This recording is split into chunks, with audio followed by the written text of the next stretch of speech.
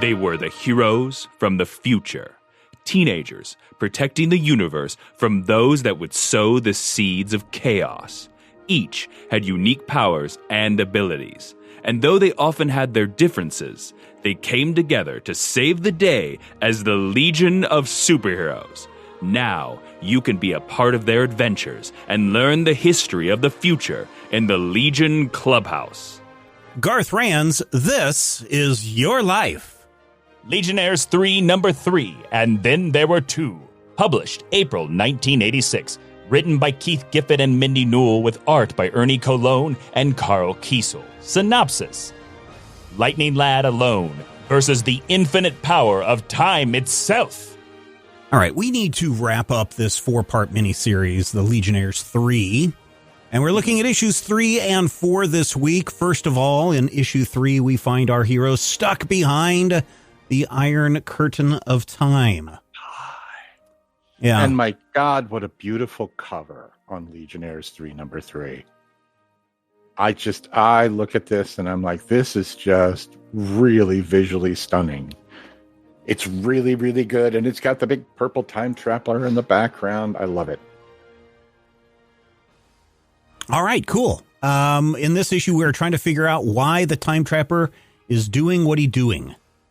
Mm-hmm. And there's not a lot of... So here's the thing. We'll find out at the end of issue 4. So people who are listening right now, you're going to have to stick around for at least another 20 minutes until we get to that climactic moment, because that's how this works. But in the meantime, Saturn Girl and Cosmic Boy are trapped in a jail cell, and Cosmic Boy apparently has been wearing inhibitors as part of his costume for his entire time, because if he takes these inhibitors off, he can really amp up his powers, which feels like a retcon in dopey costume design and trying to make sure that everything has a purpose, kind of like where Rob Liefeld tries to justify why all of his characters have pockets. And it's just like, no, we get it, Rob. You like pockets on costumes.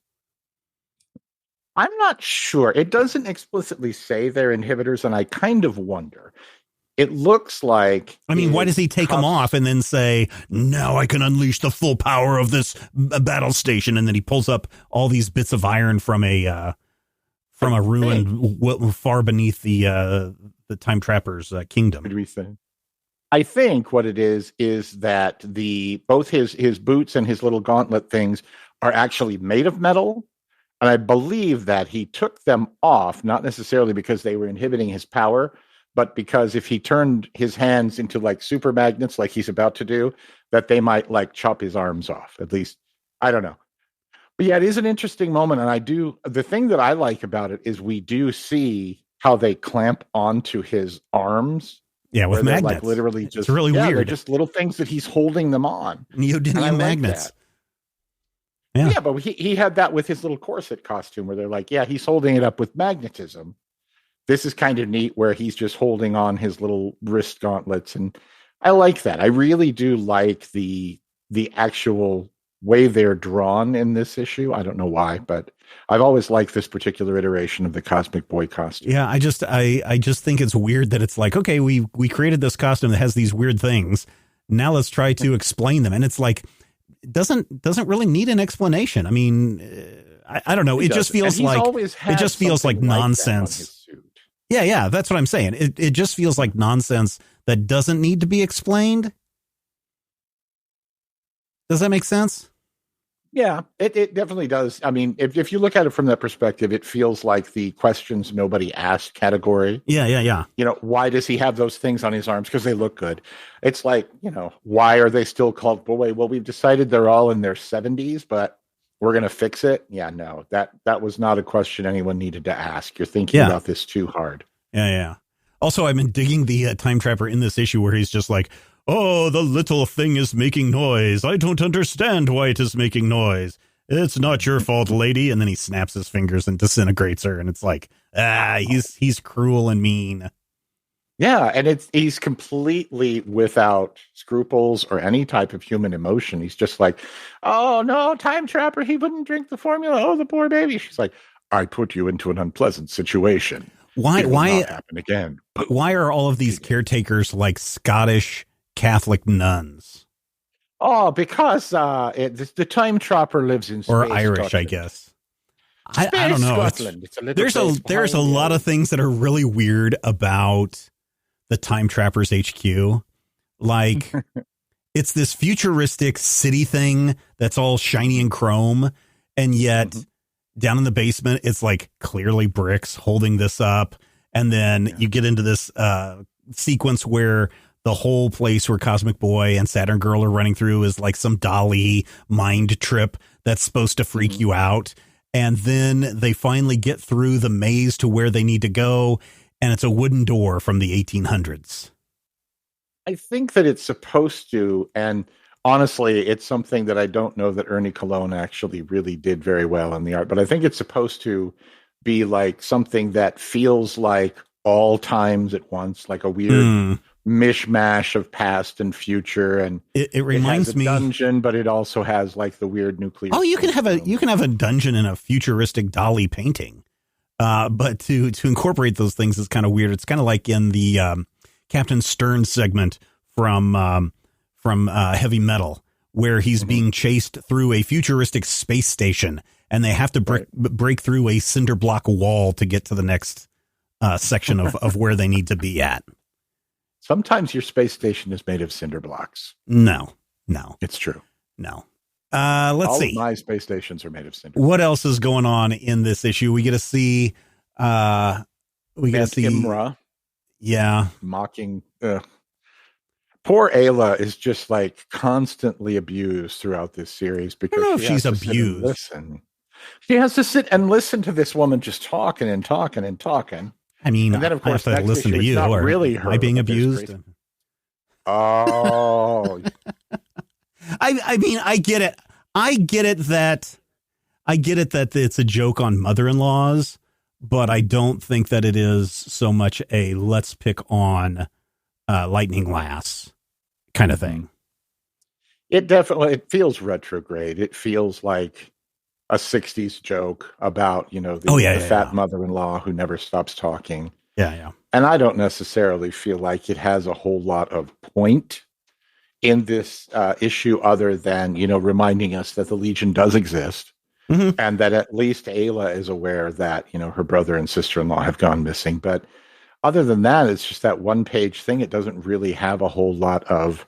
The mother-in-law showed up in last issue, right? When Lightning Lass showed up at the apartment, and then the mother-in-law was outside the door, and she's like, "Oh, great! I ran into her." And if I'm not mistaken, she's Imra's aunt, so she's the aunt after which she was named. So she's Aunt Imra. But okay. I don't think that Saturn Girl's parents are still alive. I know that Lightning Lads are not. I was curious if this was I didn't realize it was her aunt, but I guess this would be the first time we've seen any of Saturn Girl's relatives, right? In this series, I don't think we've seen an aunt or an uncle in regular Legion books. This is the first time I can remember any of the Ardeen family popping up. I think that that's post retcon. So yeah, I can't think of anything with her family. I'm trying to remember all the times that the Legion parents were captured. I don't think that her parents were ever involved. No, not at all. Okay, so then we get back into the action, and we see Saturn Girl and Cosmic Boy.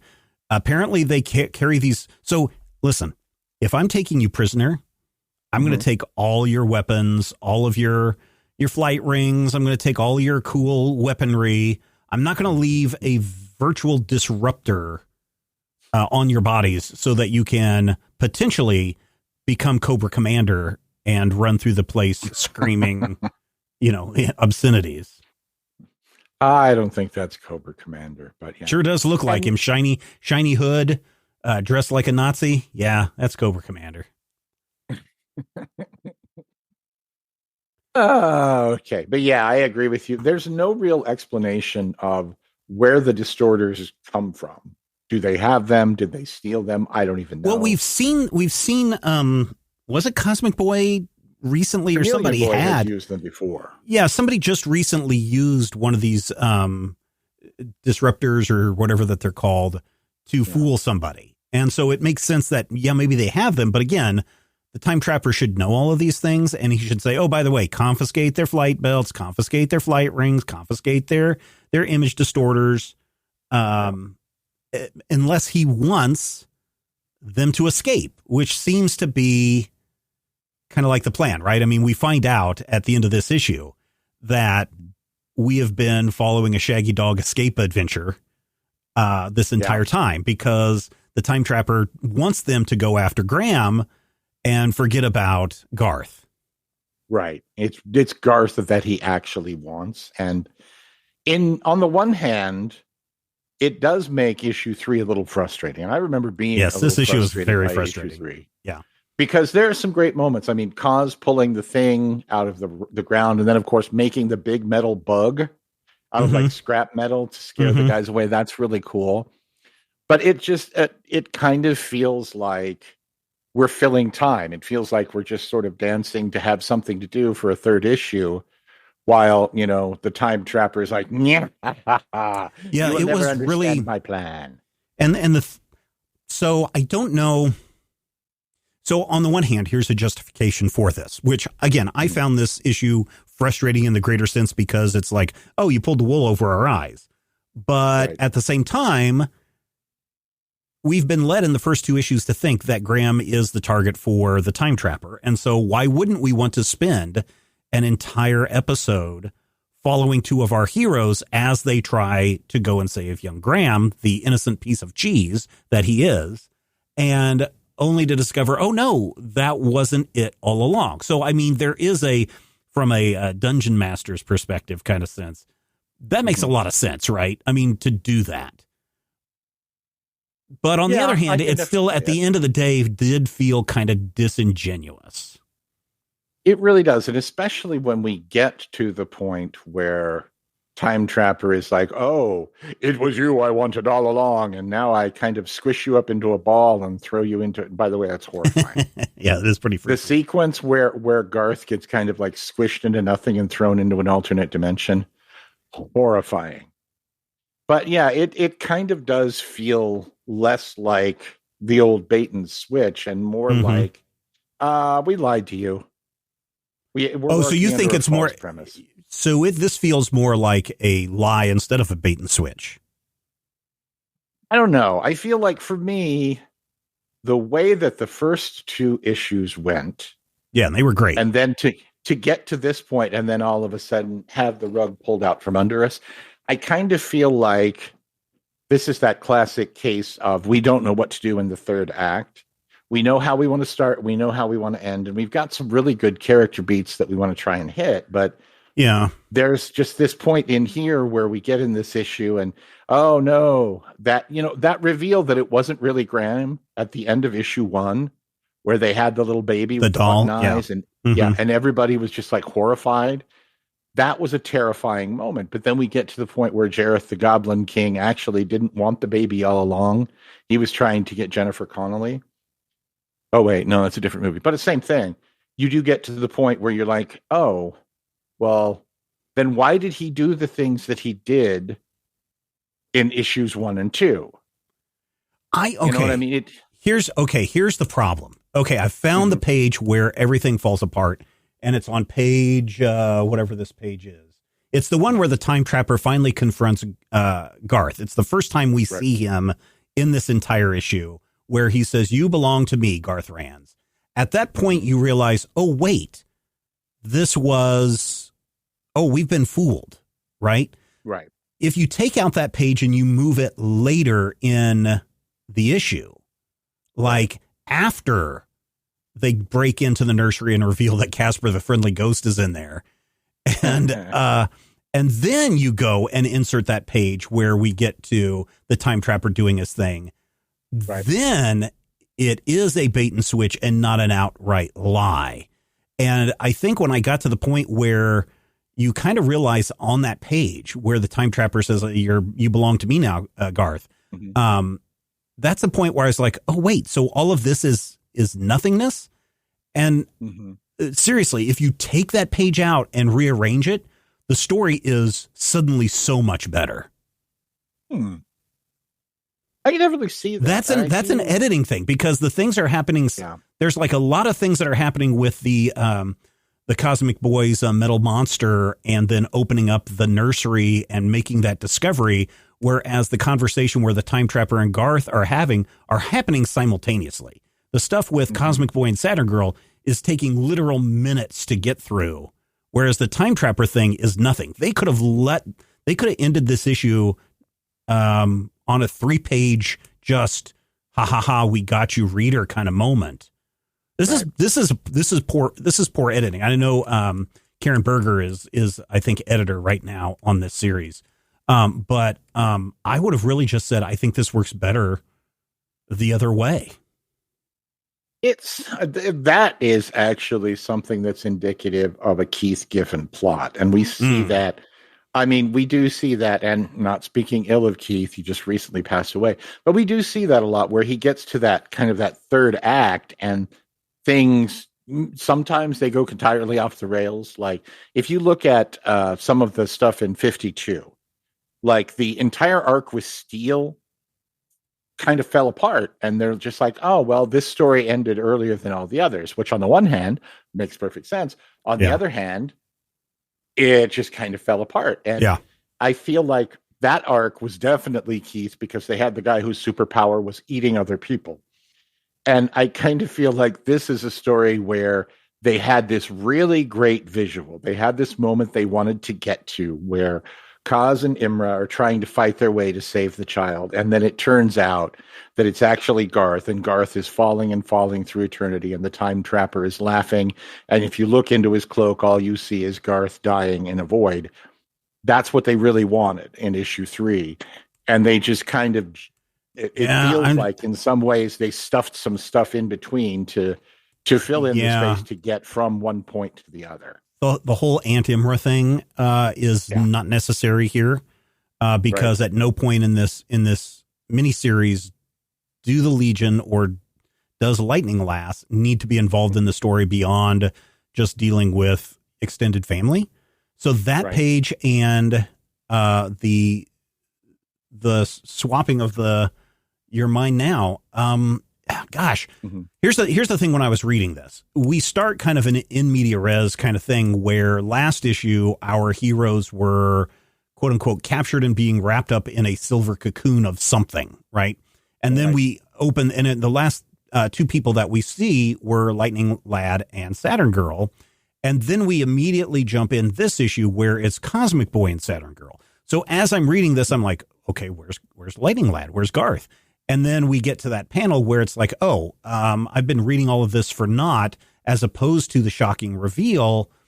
And so that's kind of nice in a way, because, this whole issue should have been Cosmic Boy and Saturn Girl fighting to save young Graham, the innocent piece of cheese.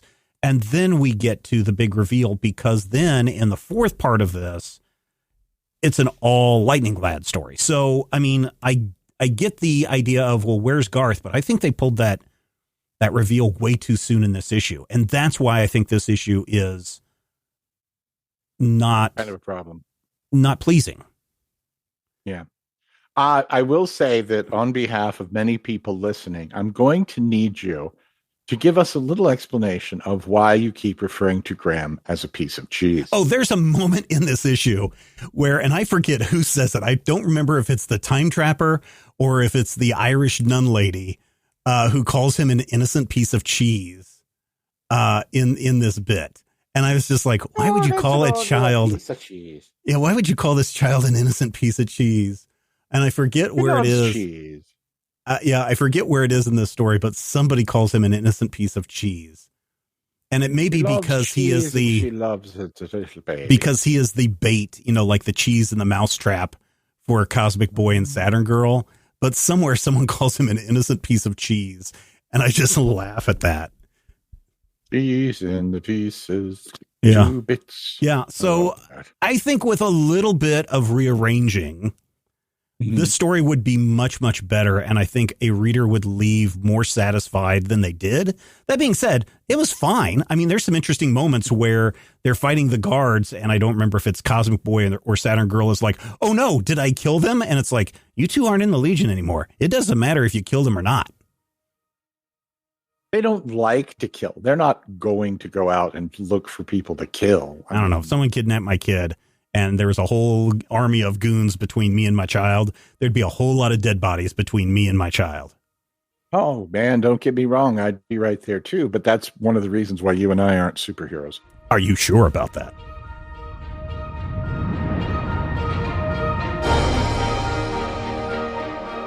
If you enjoy the show, we would appreciate your support. You can find out more and become a Legion Clubhouse member at patreon.com/major spoilers.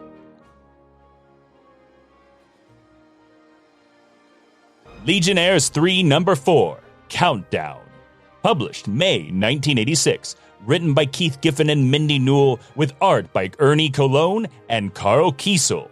Synopsis. Will Lightning Lad's mind break before reality does?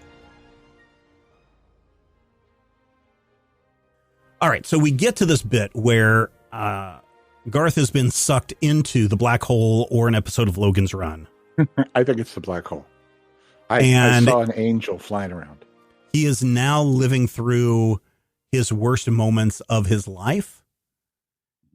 And there are bits in this where it's really bad writing and bad setup, but it's also right in line with like 80s stuff, right? Mm-hmm. There's this whole thing where Garth is like, if I can't get a job, if I can't provide for my wife and kid, then I'm nothing and I should be nothing. And it's like, well, that's some real toxic masculinity thinking there, dude. A little retrograde there, my friend. Yeah. And I mean, back in the 80s, I'm sure that was the thinking, especially because back in the 70s and early 80s, women were not a lot. I mean, especially in the 70s, there were, I'm not saying women didn't work because my mom worked, but there were a lot of people, a lot of families whose mothers did not have to work because the husbands made plenty of money. And then Ronald Reagan came in and screwed up the economy. And then that essentially forced women to go and work, who may not have needed to in the past. And I'm not saying that women who didn't want to work couldn't work. I'm just saying that there was a big shift in the dynamics of the economy in the 1980s, thanks to Reagan, that forced women to go to work, making families double income families. Mm-hmm. And that, of course, led to Latchkey Kids and Satanic Panic and all the great things that follow after that. But yeah, there's some weirdness in just the, I am the man of the house, therefore everything must be mine and I must control everything, which is just really weird. Also, this idea of, are these the thoughts of a dying man? You know, there's this, mm-hmm. this theological idea. Well, not theological because that'd be too much religion, but this thought that you are reliving all of your worst moments of your life at the instant that you die, that sets you up for whether you're in purgatory or heaven or hell or whatever. That's what a lot of this feels like is, he's going through these last little bits of his life, reliving them until it doesn't, when a giant fish starts to attack from space and he starts to have this weird. The giant fish is part of his life. Remember, Garth was once eaten by the super Moby Dick of space. No, he wasn't. That was Jonah. Yes, he was. No, Garth had his arm bitten off by the super Moby Dick of space. Jonah was swallowed by an ultra energy beast. Anyway, there's also a bit. There's also a bit where he has this weird fixation on his older brother and his twin sister having some kind of relationship with one another, which that's weird.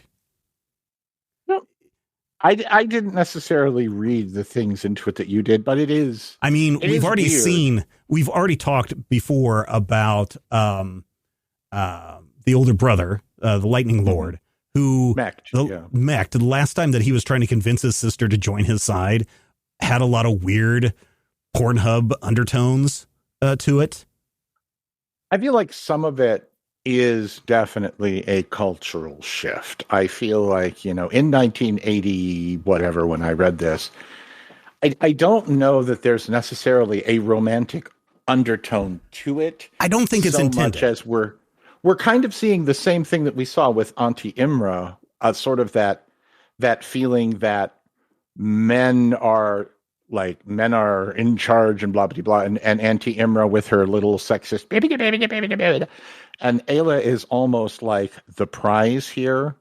Yeah, see, that's weird, like right? Something that's like weird. Well, it's like Mech wins her, but it's not necessarily meant to be a romantic win. But it's also one of those things where, there's this undertone of it's 1986. Your wife and your sister and your children are almost like your property, and it is creepy, and I do not like it, but I don't know that it was written as sexual as it feels.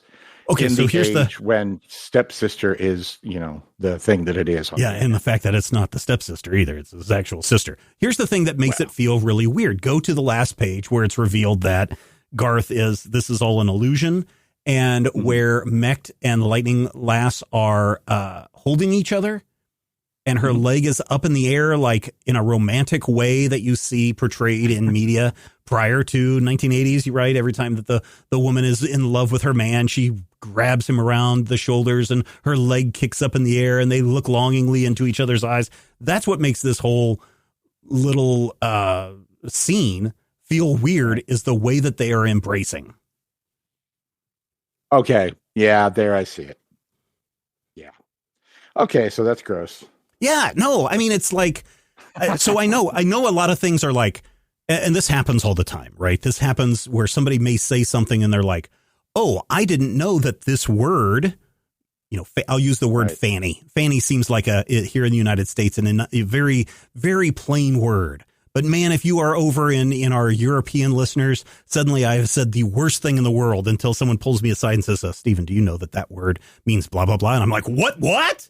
And then I'm like, oh, I will never see that word the same way again, or think of that word again, or use that word again because of its meaning. And so I sometimes think that when creators are creating, they're in this moment where, I want to do this whole thing where Garth loses his sister, his twin sister, to his brother, who has what is it called?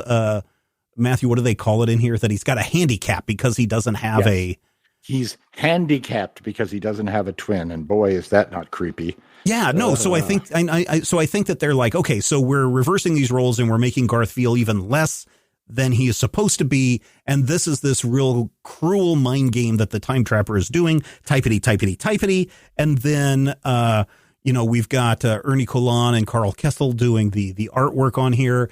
And Ernie is like, I'm going to hold him in this embrace like he's won her, et cetera, et cetera. And, when guys and girls pose with one another, they're usually hugging and the leg goes up in this way. And he's just drawing it because it looks like a cool composition. And it's shocking to Garth in the panel. And then all of a sudden, somebody gets this issue and they're like, that's like a romance pose. And that really changes the nature of this whole conversation that's being going on. And both writer and artist at the same time are like, oh, crap, I didn't intend it to be that way at all. And that's unfortunately, once you release the art that you make, people are going to interpret it, even if it's wrong. The fallacy, the intent of the creator is going to come up and bite you. But that's also the bad thing about that fallacy is when you release your art, you kind of lose control of your art. And so, this scene is very, very weird. So that's why I wanted to just bring that up, is because it's a strange bit. I will say this. Mm-hmm. And then there's something else on here. In the end, there's an art thing in here. The other art thing that I hate in this issue is like Lightning Lad is standing so many times in so many panels with his feet spread as far apart as your arms could stretch. A normal pose, even a normal Superman heroic pose, his feet will be at least as wide as his shoulders. But so many times in this issue, Garth is standing with his feet like the width of his outstretched arms, which would be incredibly painful and incredibly weird if you walked in on somebody standing like that. Well, I mean, they're superheroes. They have really strong cores. They can be like, I'm not even sure about that. It's really weird. But then this whole thing is just a game. See, when we get to the end, I feel like two things become clear. One, Yeah, the whole thing is just a game. But two, the whole point of this 4-issue limited series was to take the Time Trapper from being the weird, ineffectual, false controller that we've seen since 76 or 77 and make him terrifying. Make him this horrible beast from beyond space and time, because he did get pretty silly for a while there. Yeah. And I feel like, on the one hand, I understand that, especially, given the time frame of this issue. This is 85. This is a point where a lot of things are getting kind of revamped or reestablished, looked at and said, hey, maybe this isn't the silly thing that we thought it was. And a lot of characters are getting their moments, but it does have it's a story that has more emotional resonance in some of the beats. Like when it seemed Garth is hallucinating that he is back with the Legion and that he's mentally ill, and they're treating him like he's mentally ill. And everybody is like, oh, what a jerk, let's go. But only Brainiac stands behind, and Brainiac is like, I understand what you're going through. And Garth is like, you would if you were the real Brainiac. That's a nice moment for Brainiac 5, who isn't actually even in the issue. Yeah. It feels like something where, once again, we have a lot of moments. We have a lot of, little resonating pieces, like Garth being forced to witness his parents dying in space, that are literally just there to try and build up the menace or the myth of the Time Trapper for something that may or may not be coming. It is. Yeah. But here's the thing. After I read this, and I'm like, oh, so this was all just Time Trapper playing a game. Yes, he's evil. And I do like the evil bits in here, right? I had mentioned that when he's like consoling the Irish nursemaid. No problem. And then he zaps her and kills her. And then he, rules his underlings with a fist of fear. I like all of that stuff. And I think had they kept Baby Graham, the innocent piece of cheese, as the plot device for this whole story, I think that would have been a lot better. Right. But at the end of this issue, I get to this, and my first instant thought is, oh, this is your annual crisis event, where just like Mr. Mixiel Spitlick, every 90 days, you're going to get a magical imp from the fifth dimension coming in and terrorizing Superman for an issue or two. And then he's going to go away for a year, and then he's going to come back, and everybody's going to go, it's the Mr. Mixiel Spitlick.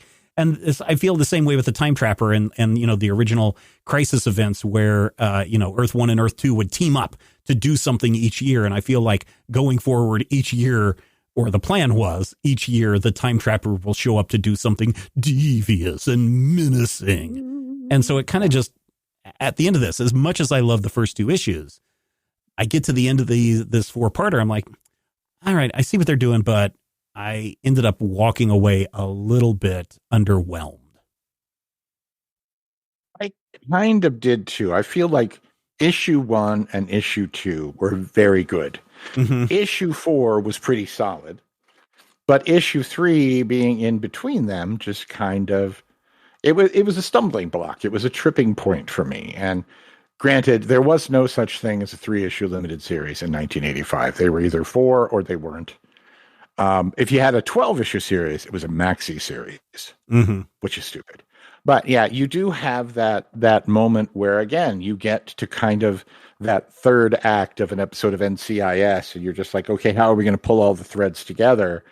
And somehow, to get to the cool ending they wanted, issue 3 kind of did come apart. But the thing that I keep thinking back to, and I think the reason that I feel like overall 4 was a solid ending is that moment, and I think it's page 11 or 12, where Garth is like, I'm going to fight you. And the Time Trapper just sort of reaches out with one hand and grabs him by the throat. And it's just like, you shall do nothing. I'm just like, oh my God, that's scary. That's like really terrifying. And I kind of come out of this feeling like, that's the moment. That is why Legionnaires 3 exists. And while it's a really strong moment, it's a really good moment, I don't feel like 4 issues to get there was necessarily the best journey for me. Yeah. It's another example of, would this have been better served as a subplot in the main Legion book? And of course the answer is no. No, I don't think so. Because the main Legion book is super crowded, but... Yeah, and even if it was like an 8-page backup, that story would then go on like 6, 8 issues. Yeah. And so here's the thing. If you're trying to reinvent the Time Trapper and show him as the menace he is, which they do in the first issue, right? Because we see the first Time Trapper, or the one that we thought was the real Time Trapper, getting killed by the real Time Trapper. He steals babies. He tortures people. He's a menace to society.